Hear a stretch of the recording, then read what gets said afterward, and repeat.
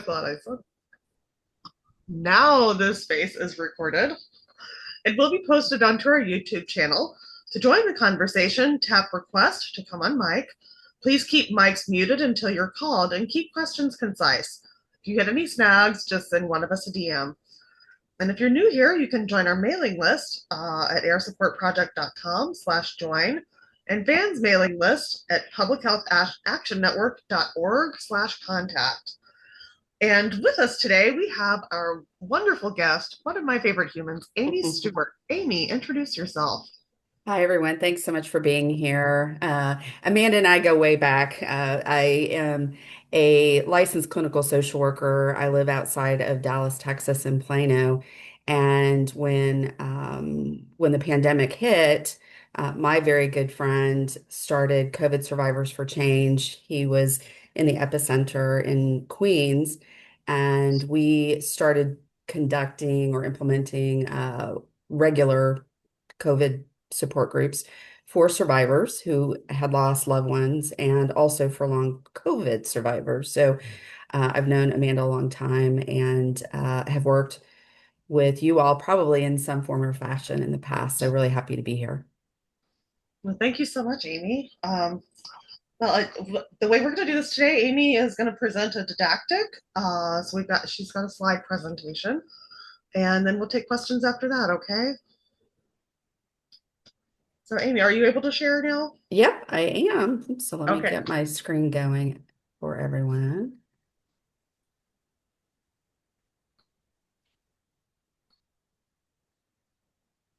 One of the things that when I'm speaking to long COVID groups is that I live with a chronic illness myself. That was also a result of a virus. I had the measles when I was 23, and it environmentally made that gene react, and I now have rheumatoid arthritis. And the only reason I say that, I know it's not the same, believe me, I know. And I know that with long COVID, there's so much more to it. But I do understand some of the things with regard to stress management, preserving energy, those kinds of things. So when I speak to you, I wanted you to know that I'm speaking as a clinician as well as someone who has to watch it for myself too. Today, Amanda had asked me to speak to directly stress management as it relates to your precautions, as it relates to long COVID. When you are living with a chronic illness that impacts your nervous system, like we know long COVID can do, as well as living with post-traumatic stress or post-traumatic stress disorder as a result of the trauma that you have been exposed to. Managing stress can be difficult and it can be tricky because of the disease itself. So, I'm going to hopefully address some stress management techniques that can benefit you as you're dealing with both of those worlds. So, today we're going to talk about really naming what chronic vigilance does to our bodies. Learning about stress management techniques is really important, but I think along with that, we have to be able to hone in on what is it that is stressing us out. Uh, it could be that there's a lot of overlap between you all as colleagues, as peers, as people living in the same community. It could be that your life is also posing some stressors that are quite different. So reflecting on your day to day and reflecting on how you're feeling, what you're doing, what's impacting you, that's an important part of stress management. We've got to kind of understand what it is that is creating the chronic stress. And then want to talk about relational losses, those things that relate to our long COVID and preventing future illness, et cetera, how those losses can contribute to our current stress. And then I want to speak specifically to tools and things that you can implement that respects your energy limits and can overall release some of that chronic stress.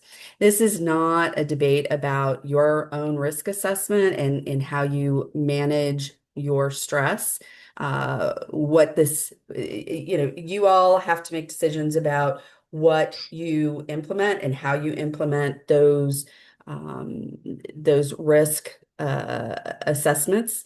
It's not an advice for you to go out and get out more. That'll make you feel better. And it's not a claim that your caution is a symptom, which I suspect that many of you, if not all of you, hear from friends, family, other people in your life that you're being overcautious or hypervigilant, and that this is just a symptom of your post-traumatic stress. That's not how that works. So your vigilance is a response to a real hazard to you, and it's not distorted thought. I want to be real clear about that because I know you hear from a lot of people, including the healthcare community, that it's in your head, it's not real. You've heard all the things. In naming it, you can tame it. I say that a lot. That's Dan Siegel's, but I'm borrowing it. We have to look at all the different ways that we may be interacting with stress. And with long COVID in particular, it's physiological and it's also out of trauma. The trauma of being sick and being threatened with an illness that is life-threatening is traumatic. And sometimes it's hard to distinguish, what am I feeling stressed out about? Is this literally a physiological response due to my long COVID? Or is this a trauma response? Or is it both? And sometimes you're not going to be able to tell, but it's helpful to acknowledge that there are real physiological responses that are part of long COVID. There's autonomic dysfunction, POTS, dysautonomia, post-exertional malaise. The illness itself has changed how your nervous system regulates. It is cumulative, it's insidious, and it's not a matter of mindset. So you can't wish this away. If your nervous system has been impacted by long COVID, you are probably dealing with a system that is on all the time. Your parasympathetic nervous system, which is your brake, is not braking when it should. So that's one piece of it. The traumatic piece of it also is impacting your nervous system and can create chronic stress over time. You experienced a life-threatening illness and maybe multiple times. I know many of you have probably had long or have been exposed to COVID multiple times. And as I understand, the illness can continue to show, or you continue to see parts of your functioning, parts of your health that are disintegrating over time. So what began as a pulmonary issue or a heart issue is now also a full nervous system issue. You've got brain fog, you've got other things that have come about as a result. So I know that you had a sudden loss of function and maybe are continuing to experience losses of functioning.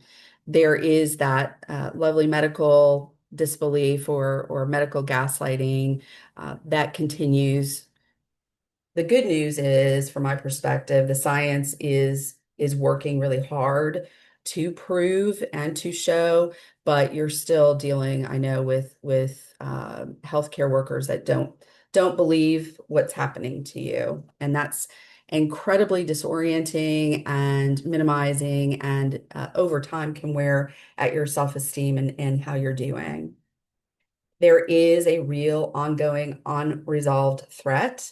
So every time you leave your home, every time you're around other people, that has got to be going through your head. So all of these things can produce a trauma response that looks like post-traumatic stress disorder. You may have been diagnosed with PTSD. You may not meet full criteria, but I would suspect that you're carrying post-traumatic stress. You can have the symptoms without meeting criteria. So again, this physiological marriage with trauma all contribute to chronic stress. Helping if you can think about and reflect on, if you do any journaling or writing things down, it doesn't necessarily need to be written down, but I do think it's helpful to sit back and reflect in these moments when you're feeling high stress, anxiety, shortness of breath, etc. Where is the feeling in my body? Where's it coming from? And what could be happening right now? Do I think that this is related to my POTS, or do I think that I'm feeling anxious because I'm having to go outside? And in knowing where it comes from can be helpful in, well, what do I do next to relieve how I'm feeling, the stress, the anxiety? If you are dealing with a nervous system that is on all the time, or that is on a lot and has been over the course of many years, we know that that means that our body is constantly trying to protect us from threat. And initially, that's a good thing.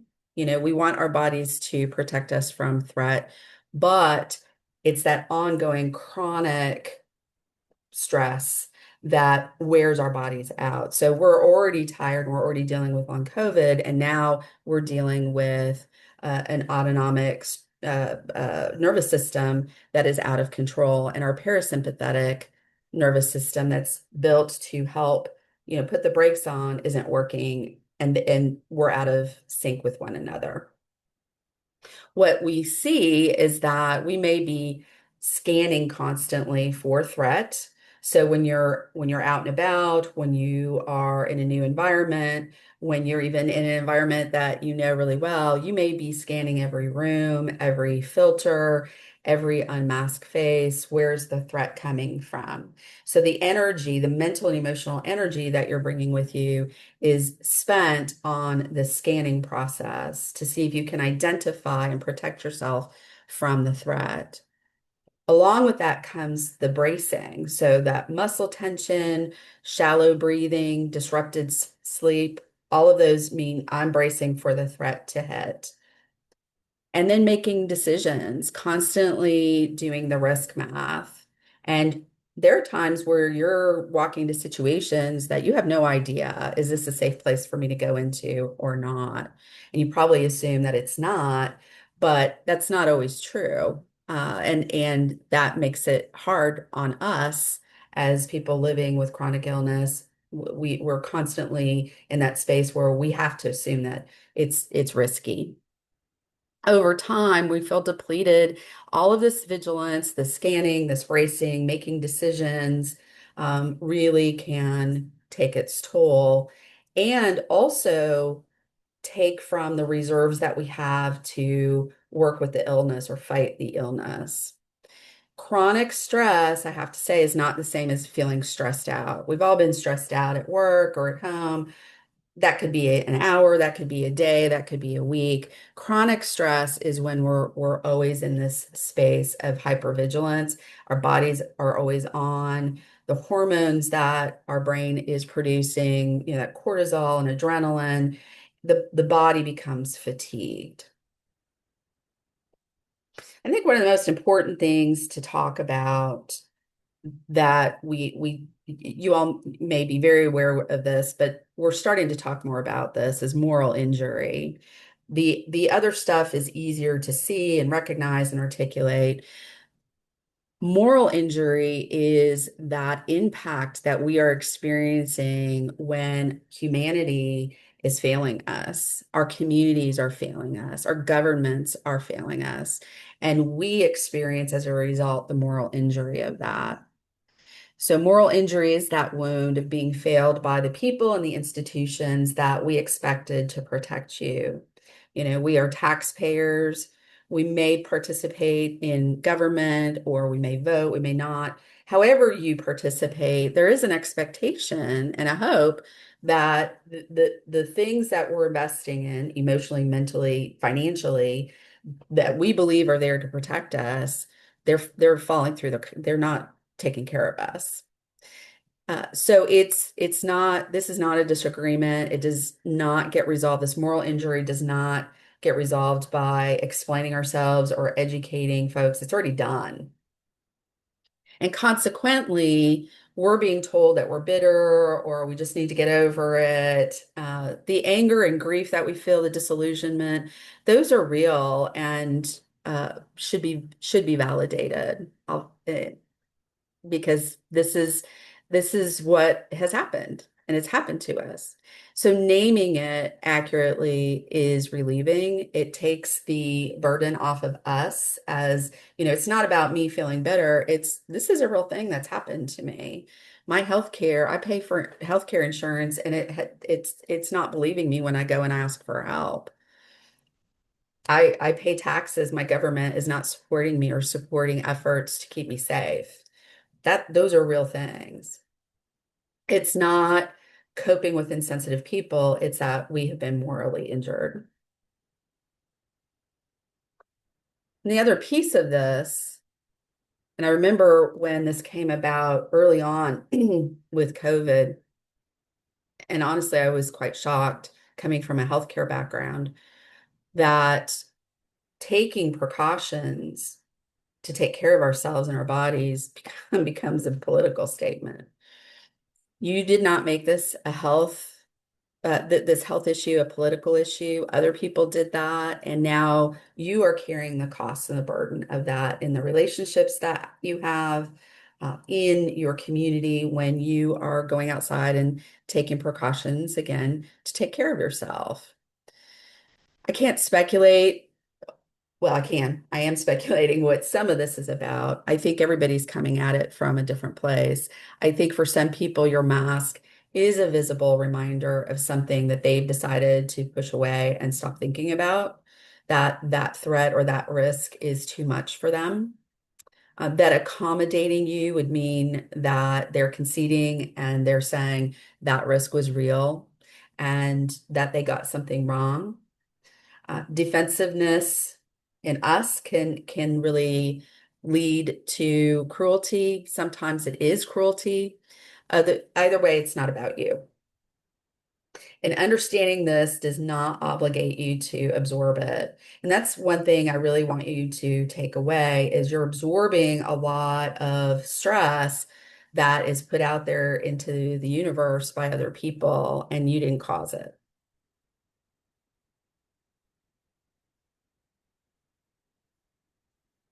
There are going to be tensions that you can't solve, and carrying the stress or the weight of that is too heavy for any of us as individuals.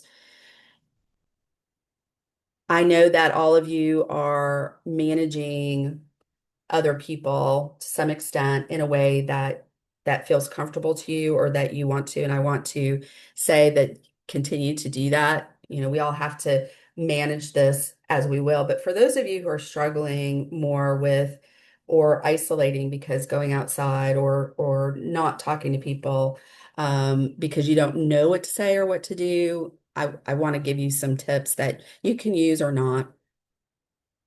You can be safe or you can be understood. And most of the time, you're not going to get both of those. Waiting for the second one delays the first.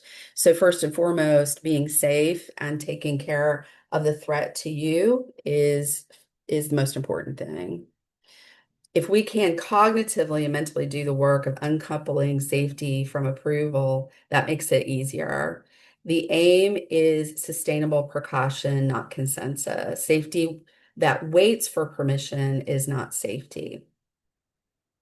Shrink your explanation list. It's not up to you to educate the people in the grocery store around you unless you feel comfortable with that. I know a lot of people, Amanda's probably one of them that feels very comfortable doing that, but you may not have the energy, the mental or emotional capacity to do that.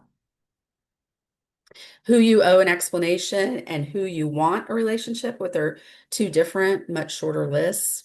And grieve what will not survive. With trauma comes grief. We grieve people whom we've lost, both through death and through severed relationships because of what COVID has done.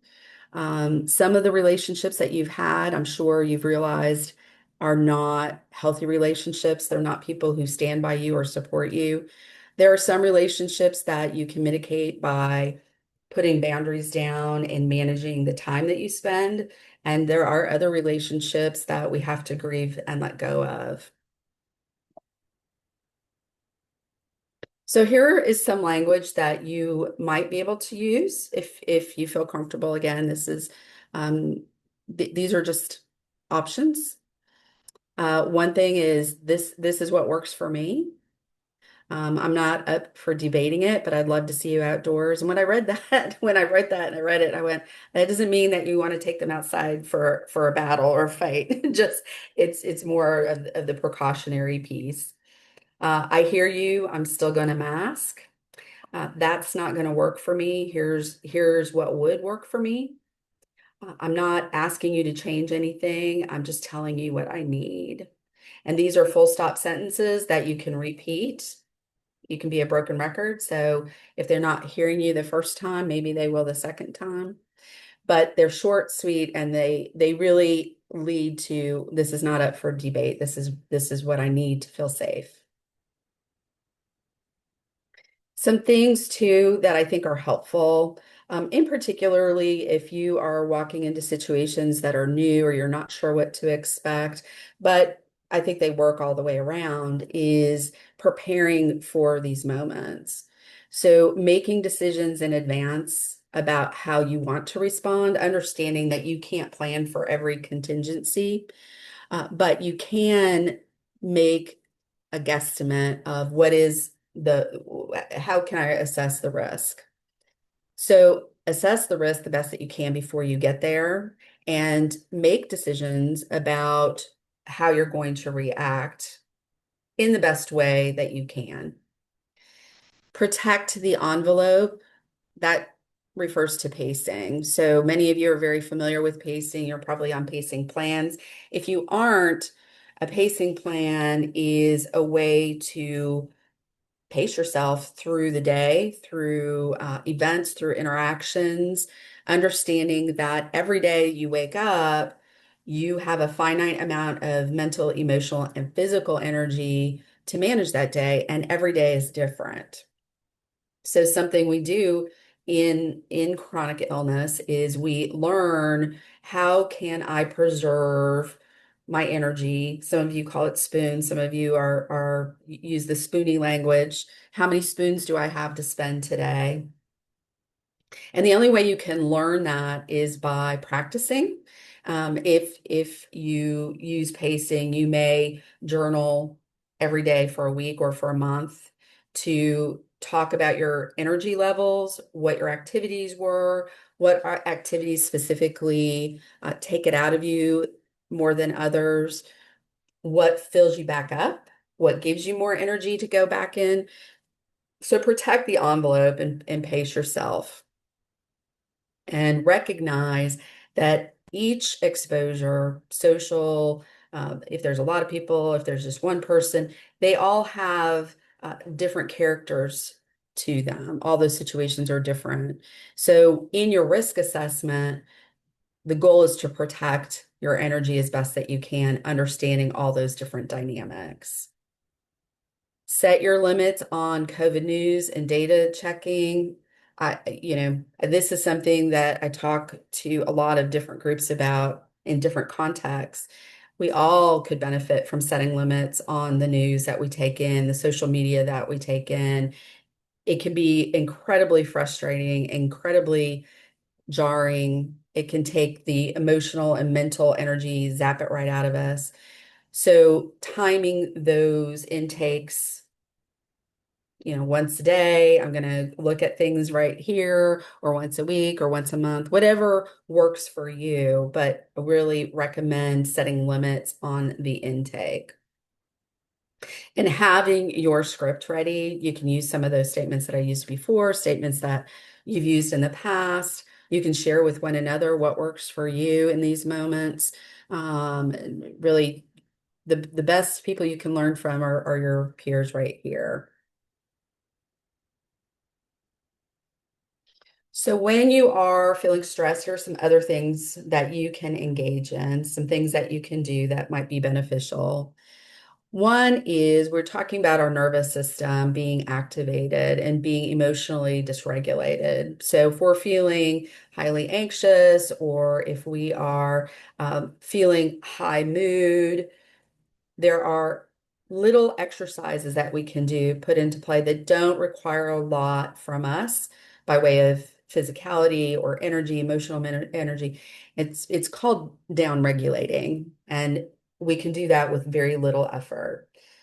Breathing exercises, if you can do that. I know some of you may have cardiopulmonary problems that may limit the extent of what you can do, but just a long exhale can do a lot. It can reset your breathing pattern and kick in the parasympathetic nervous system. Humming is another thing that can do the same. Cold water on your face, on the back of your neck, putting an ice cube on the back of your neck or putting your face in cold water can reset things. Putting pressure on if you have a weighted blanket, things like that. Anything that gets your nervous system out of the status quo and kind of shocks it back into more of a regulated sync.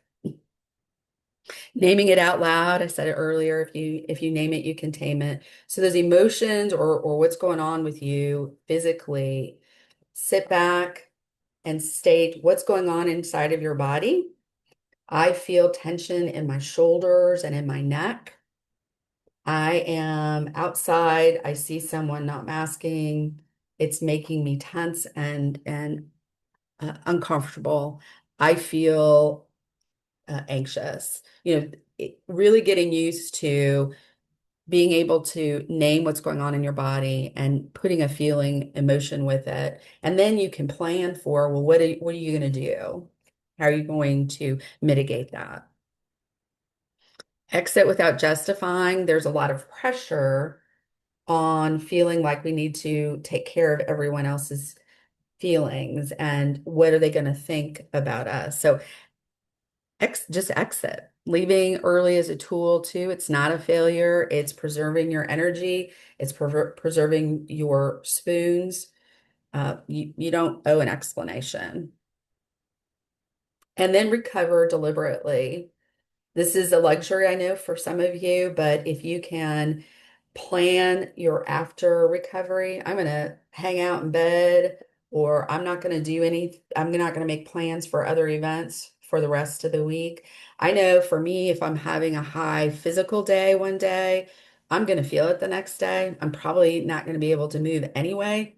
So I measure out how many hours can I stay in bed with ice packs or heating pads, so plan the pre part, but also plan for your recovery after.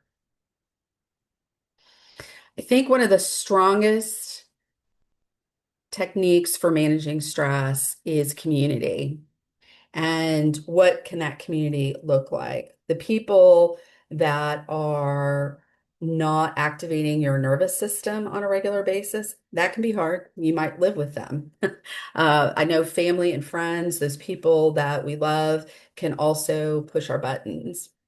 But if we can find time, quality time with those people, and find those people that don't activate our nervous systems, that are actually there to nurture and support us, that is one of the strongest things that we can point to. And it doesn't have to be a huge group of people. It can be one special person. It can be this group right here. It could be a group of peers. So being with people who understand your reality and what's going on is very nurturing, and I encourage you to find your tribe whenever you can.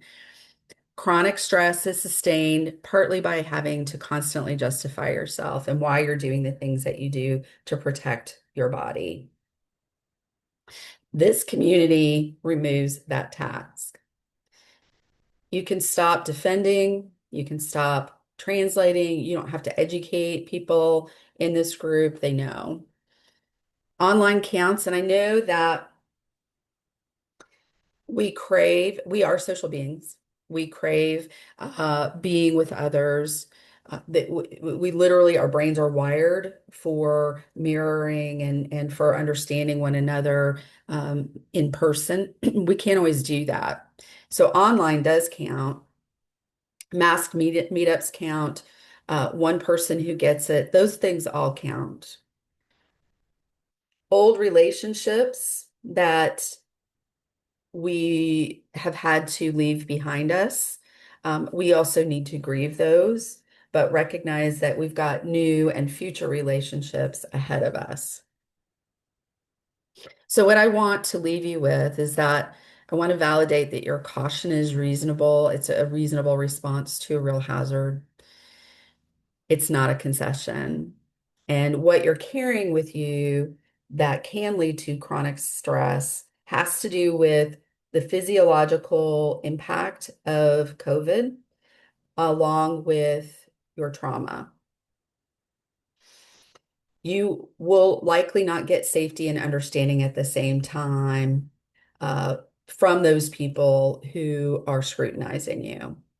So choose safety and grieve the rest. Give less rationale, keep your sentences short, and find the people that you don't need to explain it to. Okay, I'm going to stop sharing. I saw a lot in the comments.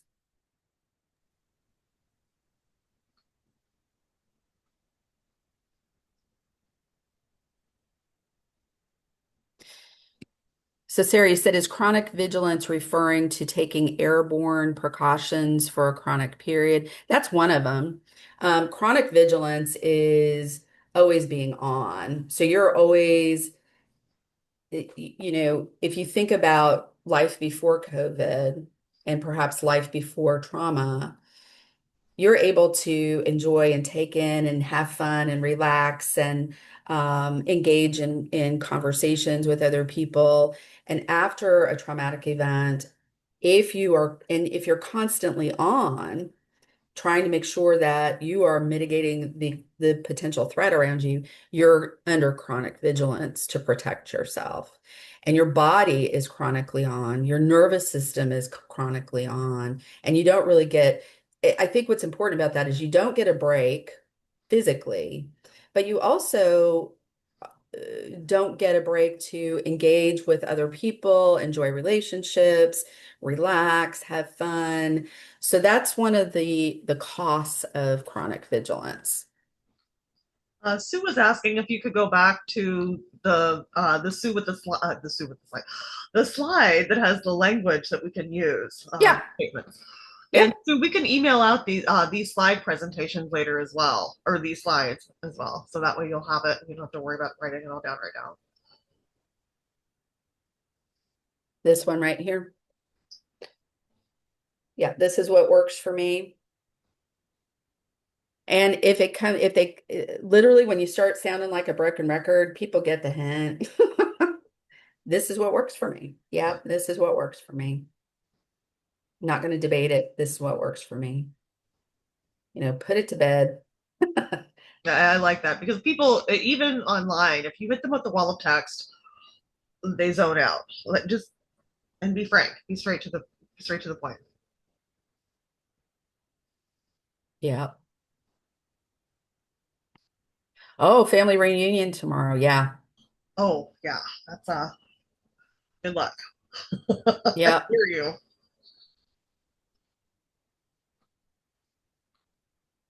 Let's see.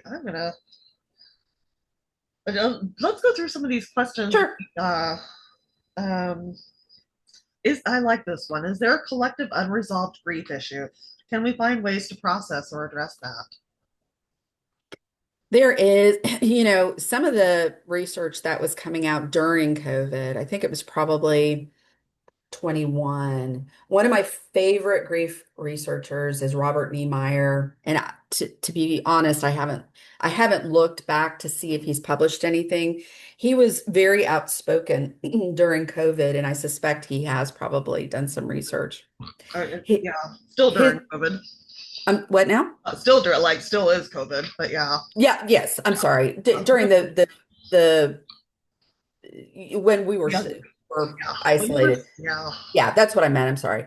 That's a, Um, The social phenomenon of yeah, the right, pandemic. right. He was talking about the isolation and the his concerns of the collective grief that he suspected would occur, and then the rippling effects of that over time.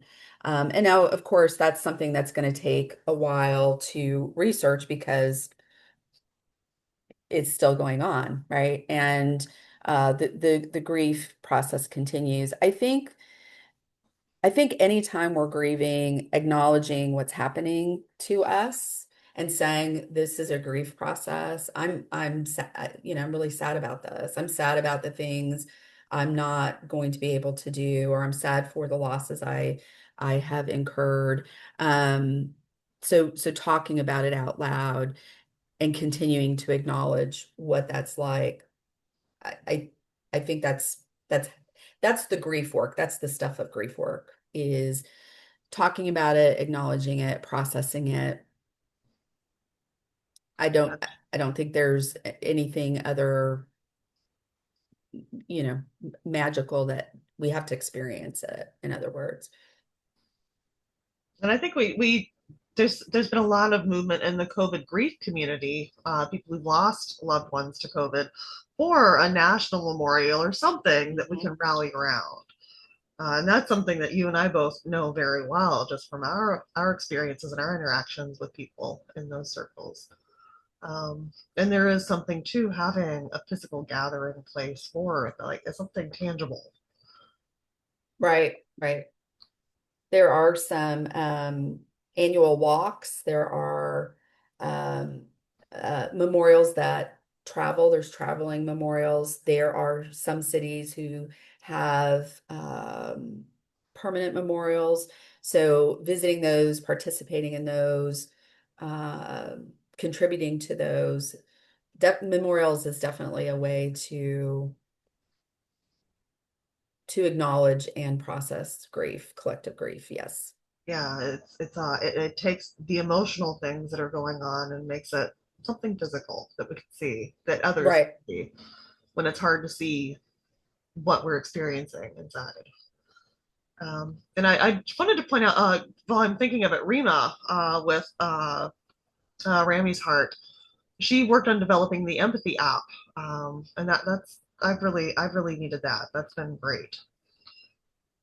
So Melissa, go for it. I mean, I think there's another dimension to the whole, collective grief, collective trauma issue, which is the fact that, 95% of the population has just doesn't even know, like, has not processed like any of this in the least. And we're the ones who have to deal with that. Right. It's a heavy burden. It's a really, Hmm. especially when you have long COVID and you're in these circles and you don't know when you wake up in the morning. Oh, who am I going to find? Who did we lose? Who went quiet? Who are we missing? It's an ongoing trauma.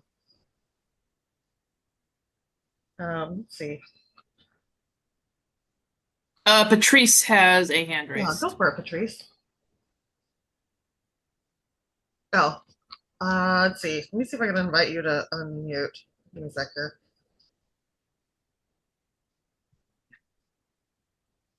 Oh, here we go.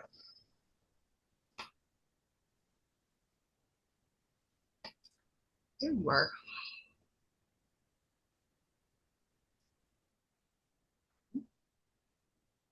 I'm trying. Not like I'm not seeing. Hold on. Oh, there. It's the big blue button I'm looking right at. I'm sorry, Patrice. Go No, for you're it. fine. Can you hear me? Yeah, totally good. Okay. Hi, everybody. I just wanted to slightly piggyback off of what Melissa just shared.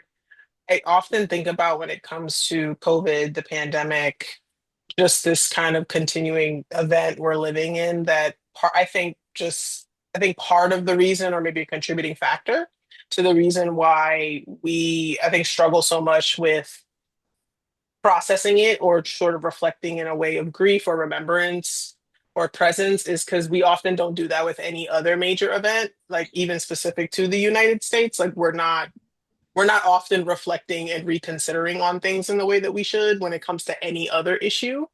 And so I often thought about that in the beginning. Like I remember thinking in summer of 2020, like we've had so many versions of COVID, and not just in like public health, but like with major issues in our country and how we've responded to it or not, and like abandoned those things or just did not consider those things to take care of or to investigate or do right by people on. And so I think COVID feels like just another iteration of that, even though it definitely stands alone. So like I don't feel like we're primed anyway to like be in a space of remembrance or reflectance or doing better I totally agree. or And it's caring about one another. Yeah. right. And when it's coming at us rapid fire, like, we have access to media in ways that we've never had before. Yeah, it's hard to even start processing that, but we still need to. Let's see. I saw a question about the rumination and Yeah. the the preparation and getting to that place and then experiencing the moment and then walking away from it. There is sort of an adrenaline rush, that happens when you're in that moment, and then you're coming down both physically and emotionally, and you might start ruminating or being fearful. What if this leads to another illness, or what if this leads to this, or whatever that rumination is. And in those moments, doing some of uh, those exercises that I talked about real briefly.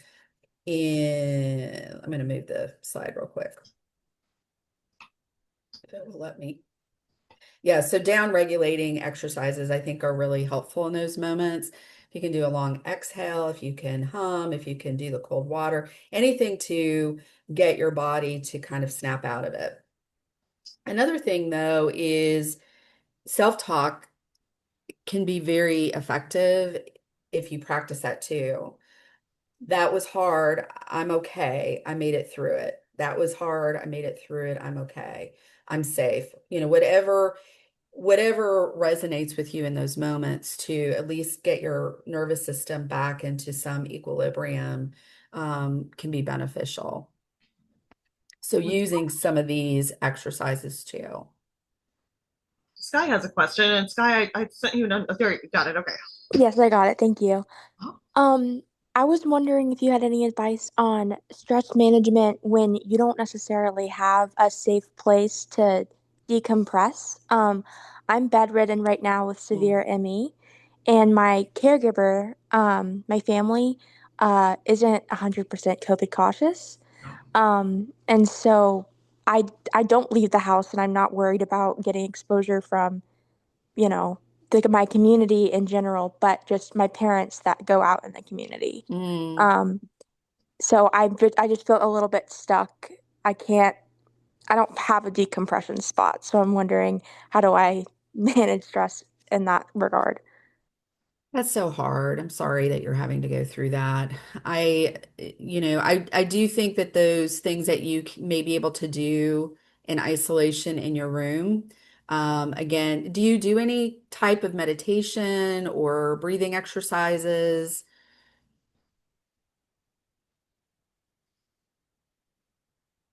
oh, I think I need to send it to her So, again. Just a second, Sky. I gotcha. Yes, sorry. Um, yes, I do what I can. I encourage masking as much as I can. I send research to when my energy allows. I have air purifiers in my room. Um, I do as much as I can, and I definitely do meditation. And I'm just recently looking, and I've had the energy recently to get a COVID conscious therapist, which I'm oh, very excited about. I think that's going to be very great. helpful for me. Um, but I guess it's honestly just kind of been radical acceptance, I think, Yeah. at this point. So sorry. That's really frustrating. I have joint custody of my son. I have no control over what goes on over there, and I don't know what goes on over there. Yeah, it's hard. It is. Sky, can you talk? I mean, some people here may be very familiar with radical acceptance, but I think that that is a really important tool. I don't know if you can speak to that at all. I think it's a survival skill. Yeah. I mean, you can't change the world. There's lots of things we'd like to change in the world, I'm sure. Um, but you can't change it overnight. Yeah. And you can't do it by yourself. Um, and I mean, I've tried every single tool in my toolbox that I would know how to do to try to convince my loved ones to take cautions. I've um, done like useful things like showing them research articles, and I've also done things I'm not proud of, like guilt tripping, saying like, look how sick this made me. Um, Mhm. so I've tried everything, but there's nothing I can do. They're my caregivers. Without them, I don't have access to water or food or even like any hygiene things. So I just have to accept that they're what I have right now. And until I can get a little bit more forward in my recovery with long COVID and myalgic encephalomyelitis, that's just what I have. And I just have to, I don't know, radical acceptance sucks. And it's just kind of, it's not really a fun thing to deal with in the slightest. And it's not something I'm like happy with. Like it's not a skill like I like or anything. It's just kind Right, of a necessity. right. Yeah. It's Thank an you for option. sharing that. It's an Yeah. option and Yeah. a bunch of bad options.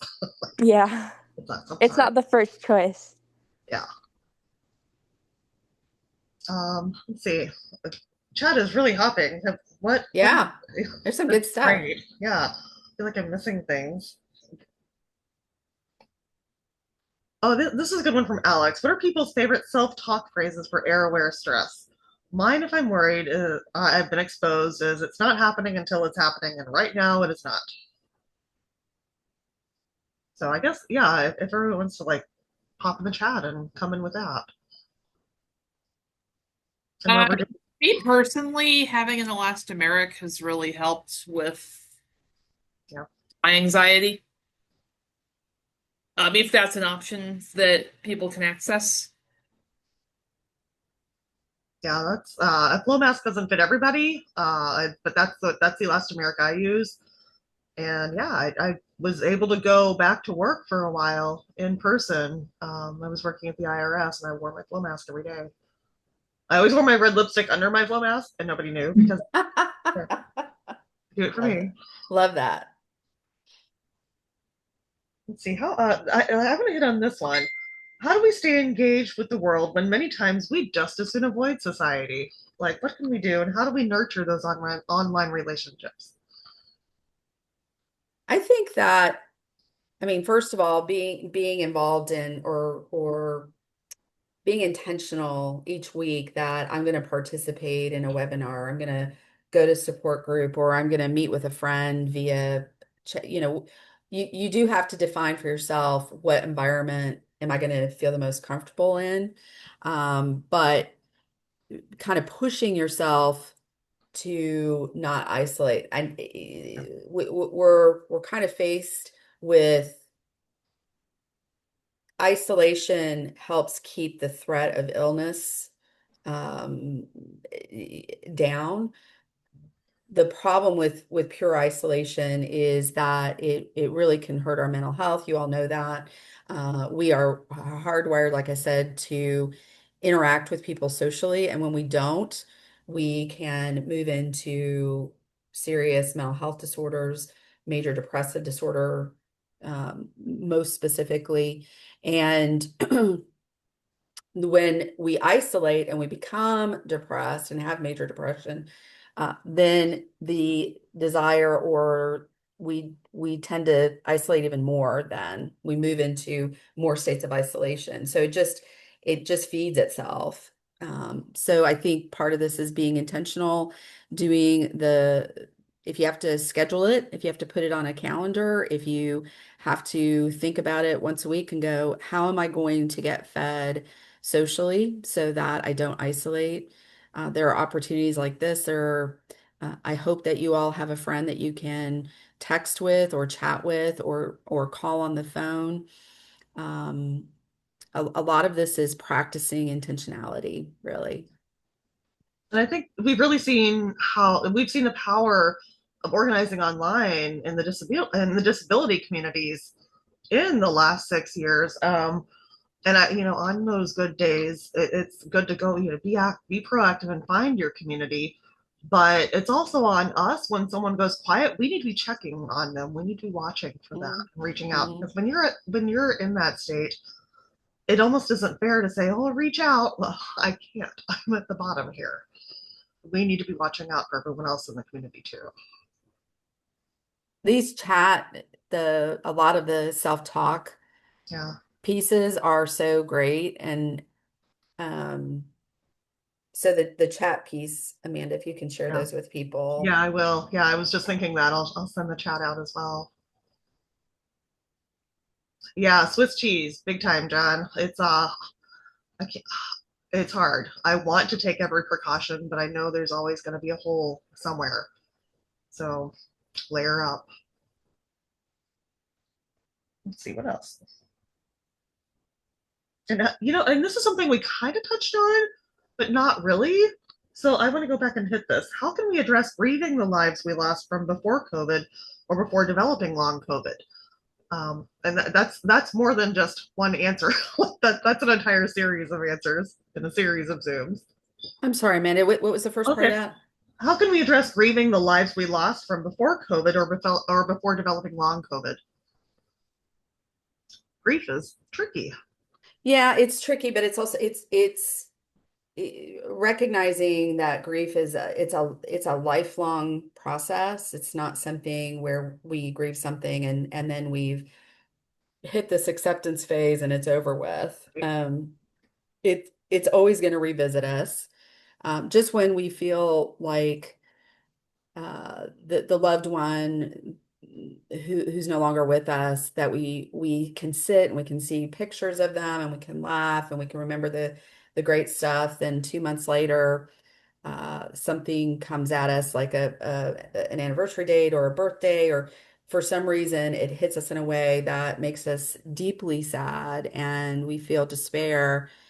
And we think to ourselves, well, I thought this part of this was over because 2 months ago I was laughing and really loving the moment. And that's how it is. It's a cyclical thing. And so again, I think honoring honoring those feelings as they come up, leaning into them when they come up, both the good stuff and the not so good stuff, keeping those memorials or those rituals, creating rituals for those people that we love and we miss.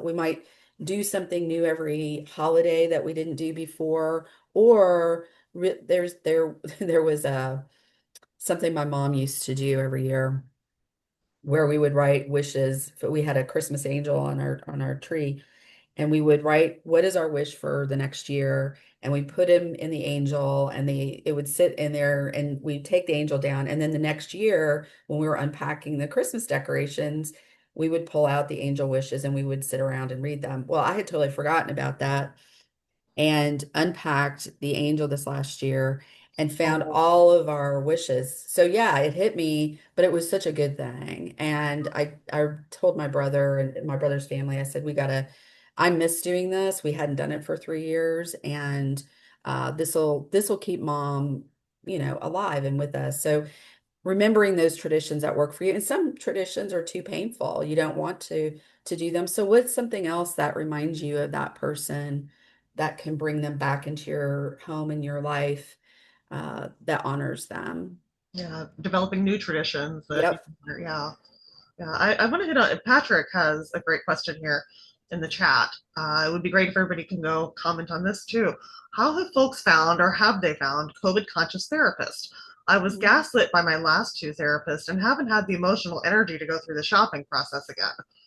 That is a really big thing. So yeah, everyone Olivia Belknap has some great tips on socials, but she is in California, so she only takes people in California. Um, and she's not the only one. We can't all just go to Olivia as much as we would love to. Yeah, that directory sounds wonderful. I always encourage people to have a list of questions Yeah. prepared for your first visit to kind of interview them. And You don't have to stay with the therapist. It's tricky because I know finding a mental health clinician that takes insurance or that you can afford, those are all challenges. But I also think if it's not a match, if it doesn't feel like you feel safe with them or comfortable with them, you can, don't stay with them and figure out what those questions might be ahead of time to kind of see, is this going to be a good match for me? I've met a lot of people who say they're trauma informed and they're trauma educated, and they really aren't. And, a certification class does not make a trauma therapist. So really being able to think about what's important to you and don't be afraid to ask them how they view those things so that you don't waste a lot of time. Yeah. And I guess, do we have any more questions? I'm going through the chat here myself. We are about at the hour. Okay, yeah, we're about at the hour anyhow. So again, if you have any questions, please feel free to reach out. We will be sending out an email that has the slide presentation and the chat that has all this great information in here. But yeah, you can catch us on socials, Public Health Access Network or Public Health Action Network. Where do I work? Public Health Action Network on Blue Sky. We're still on Twitter and on Facebook. And Melissa, take it away. What other things? Let's do. Yeah. Yeah, you can also follow Air Support Project on all of the socials.